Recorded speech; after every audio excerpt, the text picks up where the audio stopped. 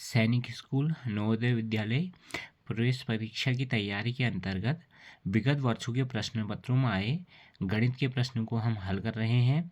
तो आइए आज कुछ प्रश्न और हल करते हैं। तो आज का पहला प्रश्न है, कपड़े के 3 टुकड़ों जिनकी लंबाई क्रमशः 7 मीटर, 7.5 मीटर तथा 9.5 मीटर है को एक समान अधिकतम लंबाई के टुकड़ों में काटा गया है।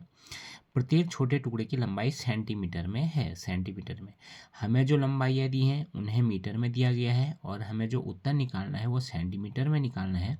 तो इस प्रश्न के लिए हल करने के लिए हम देखेंगे तो इसमें हमें निकालना है एक समान अधिकतम लंबाई। जिस प्रश्न में एक समान अधिकतम निकालना होगा उस प्रश्न में जो हमें इकाइयाँ दी हैं उनका महत्तम समापवर्तक ज्ञात करेंगे। महत्तम समापवर्तक ज्ञात करने के लिए जो इकाइयाँ हमें मीटर में दी है उन्हें हम सेंटीमीटर में बदलेंगे। आइए प्रश्न को हल करते हैं। हमें जो लंबाइयाँ प्राप्त हैं, पहली 7 मीटर, दूसरी 7.5 मीटर, तीसरी 9.5 मीटर। लंबाइयों को सेंटीमीटर में बदलते हैं। 7 मीटर, 1 मीटर में 100 सेंटीमीटर होते हैं, तो 7 मीटर बराबर 700 सेंटीमीटर। 7.5 मीटर अर्थात 700 और 50 यानी 750 सेंटीमीटर। 9.5 मीटर अर्थात 950 सेंटीमीटर। सभी इकाइयों को हमने सेंटीमीटर में परिवर्तित किया। 700 सेंटीमीटर, 750 सेंटीमीटर और 950 सेंटीमीटर। अब अधिकतम लंबाई निकालने के लिए हम इन सभी इकाइयों का महत्तम समापवर्तक निकालेंगे और वही हमारा उत्तर होगा। चलिए आइए निकालते हैं इन इकाइयों का महत्तम समापवर्तक। महत्तम समापवर्तक ज्ञात करने के लिए हम भाग विधि का प्रयोग करेंगे। जो सबसे छोटा हमें दिया है 700 से उससे बड़ी संख्या 750 में हम भाग देंगे। तो 700 से 750 में अगर हम भाग करते हैं तो एक बार भाग जाएगा और आएगा 700। एक बार भाग जाने के बाद जो हमारा शेषफल बचा वो 50 बचा। तो जो शेषफल है उसे हम भाग देने वाला बनाएंगे यानी भाजक बनाएंगे, और जिससे हमने पहले भाग दिया 700 उसे हम भाज्य बनाएंगे। 700 में हम 50 से भाग देंगे। 50 से 700 में पूरा भाग चले जाएगा 14 बार। तो हमारा जो भागफल होगा वो 14 आएगा, और जिससे हमने पूरा भाग गया वो 50 आएगा। तो 50 से जो हमारी अगली संख्या है 950 उसमें भाग देंगे। पहला भाग कंप्लीट होने के बाद हम 50 से 950 में भाग देंगे। 50 से 95 में भाग देने पर एक बार भाग जाएगा। 50 कम 50, शेष आपका 45 बचेगा।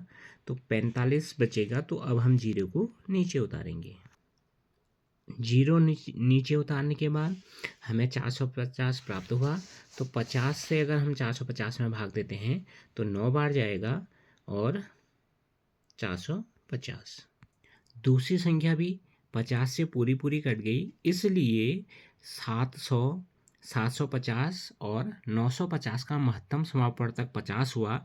इसलिए अधिकतम टुकड़े की लंबाई होगी हमारी 50 सेंटीमीटर। 950 इसलिए प्रत्येक छोटे की टुकड़े की लंबाई 50 सेंटीमीटर। देखते हैं कौन सा विकल्प हमारा सही है। विकल्प संख्या 4 50 हमारा सही होगा।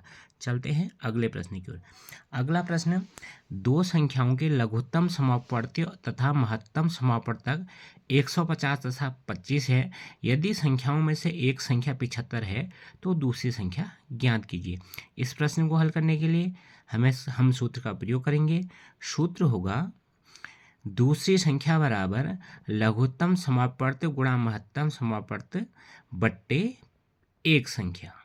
हल करने में हम सूत्र लिखेंगे। सूत्र दूसरी संख्या बराबर लघुत्तम समापवर्तक को हम शॉर्ट में लॉसो लिखेंगे और महत्तम समापवर्तक को मौसो, यानी कि लॉसो गुणा मौसो बट्टे पहली संख्या।